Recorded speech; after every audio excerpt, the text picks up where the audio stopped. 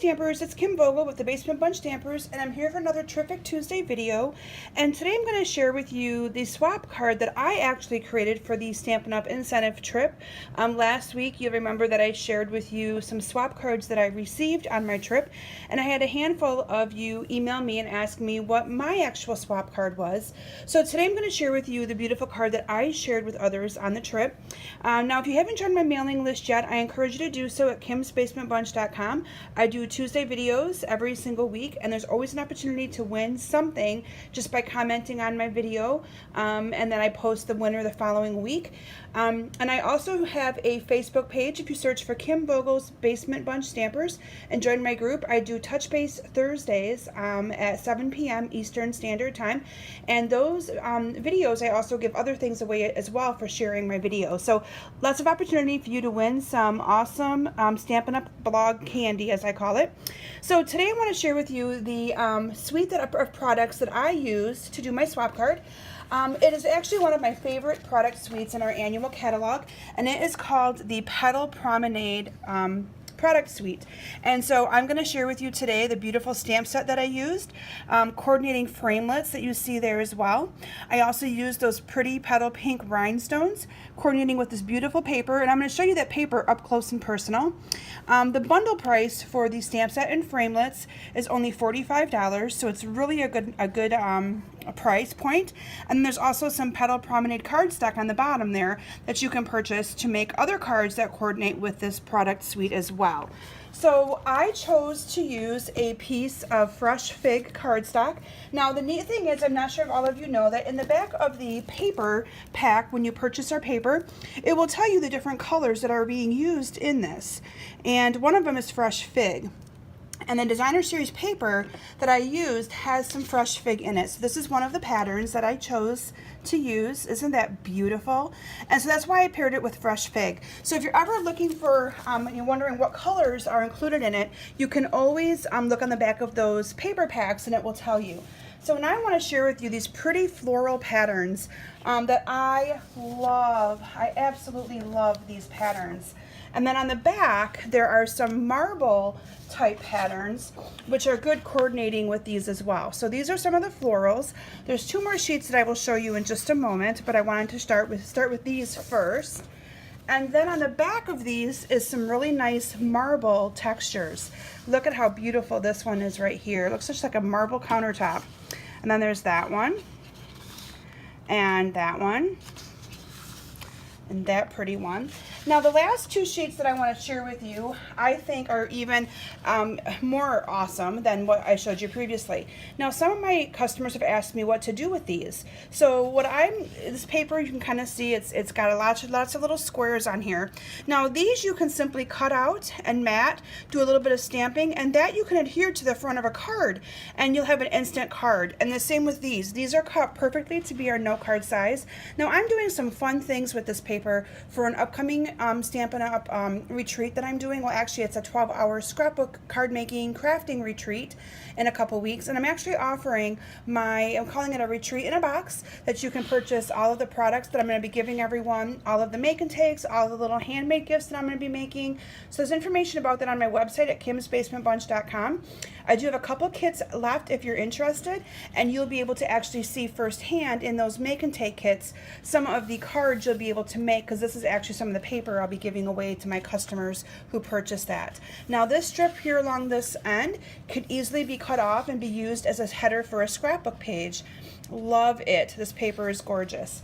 The other one is similarly the same way. Now you could also fussy cut around some of these and around this as well. Do a stamped image and adhere this to a card as well. So it's kind of similar. You have those different shapes. And then on this end, you have a long strip that can be adhered to a scrapbook page. So beautiful paper. On the back of this is just a gray neutral. I didn't show you the back of the other one. It's more of one of those texture ones. So anyway, amazing paper. I love it. It's actually one of my favorite. So let's go ahead and make today's card, and I'll give you some measurements and show you how I did this. So I started with a piece of fresh fig cardstock. Now this is cut 5.5 by 8.5, and you're just going to fold this, or you can score it as well at 4 1/4 to make your card base. And then I used a piece of very vanilla cardstock. Now this is cut 5 1/4 by 4, and I embossed this with our new tufted embossing folder. This has also become one of my favorite embossing folders. So it's kind of giving it that little quilted look. Isn't that beautiful? Love it. Now all of the supplies to make this card will be posted in the description of this video.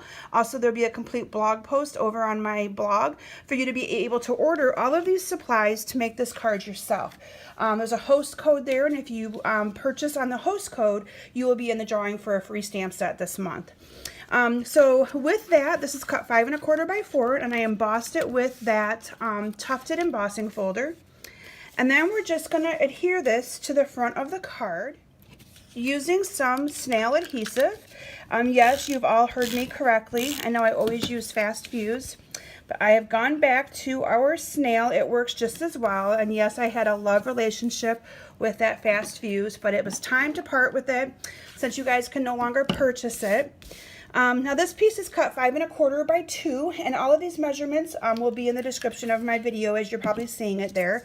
I then take a piece of this ribbon. Now this ribbon is the shimmer, I believe it is the shimmer, powder pink shimmer ribbon, and I thought that was a good contrasting color with this.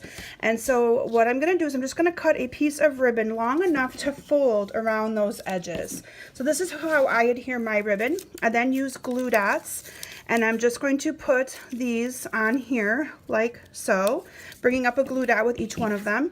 And I'm going to wrap this around the side, on each side of my card, like that. And then from here, I'm ready to adhere this to the front of my card, because there's nothing else that I will need to do. So that's just going to get adhered on here like this. Then what I did is I cut a piece of Whisper white cardstock. This is cut 2 by 3, and a piece of fresh fig that is cut 2 1/4 by 3 1/4, so that it's going to mat perfectly together. And I did some stamping on here, so let's go ahead and do that. I'm going to bring in my fresh fig ink pad. Now again, I am using the pretty Beautiful Promenade stamp set. I'll bring that in here closely so you can see it. It's got some awesome sayings. It's really good for inspirational, get well, thinking of you, that sort of thing. So I love this one. And I am going to stamp the saying that says, praying that the difficult road leads you to a beautiful destination. And I'm going to stamp that near the top of my piece here, like that. And then I'm going to bring in my Blushing Bride ink. And using another coordinating stamp set, or stamp from the stamp set, I'm just going to stamp right on top of that some pretty flowers, like so. And then I'm going to adhere these two together. And again, you can see how quick and simple this card is, but yet how beautiful it is as well. And then from there, I adhered this to the card with some stamping dimensionals. Now you'll see my dimensionals are dwindling down here. Now I don't know if all of you do this, but I want to make sure you're aware of it. I actually, whoops, I got that over a little too far. I actually cut the ends of my dimensionals, and I use all of these pieces. I don't like to waste, and no one is going to be able to see that you are not using an actual full dimensional, because it is just going on this card. And again, no one's going to be able to see this. Let me pull those backings off like that. And this is going to get adhered to the top part of my card. From there, I used these two stamps on the stamp set, and I'm going to show you how awesome those two go together. I have a piece of scrap here that I'm going to actually do some stamping on to stamp that pretty flower. Now I will tell you that I actually fussy cut all of those flowers. I would not have had to, because they do have a piece that cuts that out in the Beautiful Layers Thinlits. But I was making these cards on my lunch hour at work and didn't feel like taking my big shot with me. And so I want to teach you guys a trick about fussy cutting. So in case you like the stamp set, but you're like, I don't want to buy the framelits, I want to show you how easy that is to cut out. So that is why I'm going to actually take the time and stamp this for you. So I started with the background, or with the outline of the stamp. So I'm going to go ahead and I'm going to stamp this down here like so. I'm actually going to stamp two of them, because I cut out a second one of these cards to make. So like I said, this is was my swap card for the incentive trip to Alaska, and it will also be my swap card for my team meeting that I will be doing in August. So kind of a, you know, dual purpose here. Now I'm going to be using the inside, and I'm going to be doing this into the Blushing Bride. And I'm just going to kind of eyeball and stamp right on top of that image. And look at how pretty that is. Again, this is where Stampin' Up! Takes out all of the work for you of thinking of how you're going to color it and what you have to do. It just goes in there perfectly and gives you the coverage that you need. And so again, I'm going to take the time to fussy cut this and show you the, I get many questions with, how do you cut your images so nice? You don't have any jagged edges. And so I'm here to show you exactly how I do that. So when I'm cutting my piece out, I do not move my scissors around the image. I move the paper around my scissors. So you're going to see how I'm just kind of leaving my scissors in the same spot, and I'm guiding this paper around, and I'm leaving an edge so that you still have the outline of that stamp. So I'm leaving a real little white edge around that. Can you see that a little bit? I'm hoping it's all right in my video here. But I'm not moving my scissors. I am guiding the paper around those scissors and kind of letting that be my guide with my hand right here moving it around. It's a lot easier to kind of control for me, and I don't have those jagged edges that so many people say that they have. And so you can see how I had to make 26 of these cards for my swap, and then I made the other ones for my team meeting. But you can see how quickly that was to cut out. Did not take me long at all. So from there, I hope that tip was helpful to all of you, that you at least give it a try and see if it works better for some of you that struggle with that fussy cutting. From there, I adhered this with 2 Stampin' Dimensionals. I'm just going to pull those off, and I put this onto my card like so. And then my final piece that I added to this card was a pretty little rhinestone that's also from the same Petal Promenade product suite, and they are right here. They're called the Petal Pink Rhinestones, and I simply adhered one of those to the bottom here as well. So anyway, I hope that you've enjoyed my card that I'm showing you today. Again, I encourage you to join my mailing list at kimsbasementbunch.com, and to get to place an order for the products to make these cards, you can visit my website, kimsbasementbunch.com.